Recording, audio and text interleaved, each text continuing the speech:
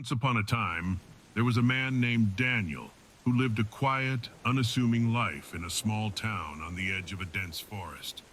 He was well liked by his community, but he harbored a deep secret that he was too afraid to share with anyone. He was gay. For years, Daniel kept his true self hidden away, afraid of what his friends and family might think if they ever found out. He had resigned himself to a life of loneliness and secrecy, until one fateful night when he stumbled upon a cave deep in the heart of the forest. Damn, this weather is horrible. What was I thinking coming out here? I need to find shelter, quick. Daniel entered the cave in order to find safety from the storm. As he walked deeper into the cave, he noticed that it was becoming darker and quieter. He could hear the sounds of the storm starting to fade. Suddenly, he heard a low growl, and his heart started to race. He knew that he was not alone in the cave and that something was stalking him. Daniel looked up and saw two glowing eyes staring at him. He took a step back and realized that he was face to face with a werewolf. Daniel was terrified, and he thought he was going to be killed by the beast. The large creature towered over him, its fur bristling and its teeth bared in a menacing snarl. Daniel was frozen with fear, unable to move or speak as the beast drew closer and closer. The werewolf slowly approached him, and Daniel could feel its hot breath on his face. He closed his eyes and waited for the worst. However, to his surprise, the werewolf spoke to him. "Who are you?" It asked, its voice deep and rumbling. "What brings you to my cave?" Daniel's voice caught in his throat, but he managed to stammer out a few words. Well, you see, I was just out for a quick walk and got caught out in the storm. I didn't mean to intrude.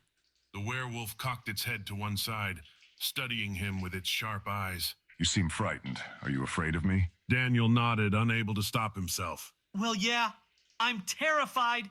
I thought you were going to kill me. The werewolf chuckled, a low rumbling sound that echoed off the cave walls. I have no desire to harm you, my friend. I am not the monster you think me to be." Daniel was skeptical, but he couldn't deny that there was something strangely alluring about the werewolf. Its voice was soothing, and its eyes seemed to hold a deep, empathetic wisdom that he had never encountered before. "What brings you out here in this weather?" Just some personal things I needed to sort out. I wanted to get away from everything to clear my head. "I understand. We all need to take some time to ourselves." You seem to have all the time in the world. How long have you been living in this cave anyways? "Oh, for as long as I can remember. I prefer the solitude, away from humans who would have my head." Don't you, get lonely? "Sometimes, yes. But it's a small price to pay for the freedom to be myself." You seem to be pretty comfortable in your own skin for a werewolf. "I am. It took me a while to accept who and what I am, but now I wouldn't have it any other way." I wish I could be as confident as you are. "It takes time, my friend, but I believe in you. It's getting late. Would you like to stay here for the night? The storm doesn't seem to be letting up anytime soon." Is that okay? I would really appreciate that. Thank you for helping me and, not eating me for dinner. As they spoke, Daniel found himself opening up to the creature in a way he had never done with anyone before. He told it about his fears of rejection and the loneliness that had plagued him for years. "How could someone like you worry about being rejected by others? At least you don't look like a monster." To just get it out there, I'm gay. "What? Why would you share that with me?" I don't know, man. I just feel like I can trust you.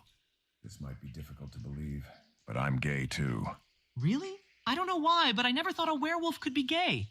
"Why not? We're not so different from humans. We have our own thoughts and feelings." I guess you're right. I'm sorry for assuming. I'm one to talk. "No need to apologize. It's refreshing to meet someone who doesn't judge me based on my appearance." "Tell me more about yourself and the town you came from." The werewolf listened patiently, nodding its shaggy head as Daniel spoke. And then, as if sensing his vulnerability, it began to draw closer, until their faces were only inches apart. For a moment, Daniel's heart raced with fear. But then, as the werewolf's lips brushed against his own, something inside him shifted. His fear melted away, replaced by a deep primal desire that he had never felt before. Their bodies entwined, and Daniel lost himself in the raw passion of the moment. He didn't care that he was with a creature that most people would consider a monster. All he knew was that he had found a connection, a sense of belonging that he had been searching for his whole life. As the night wore on, they continued to explore each other's bodies, the heat and intensity of their lovemaking growing with every passing moment. And when the morning light finally broke through the cave entrance, Daniel knew that his life would never be the same. I want to see you again. Would you want to go out sometime? Maybe grab a bite to eat? I'd like that. Maybe we can howl at the moon together, too. Oh, you bet you can count me in for that. I'm really glad last night happened like it did. I'm really glad I got to meet you. And I'm glad I met you, too. Daniel left the cave feeling different.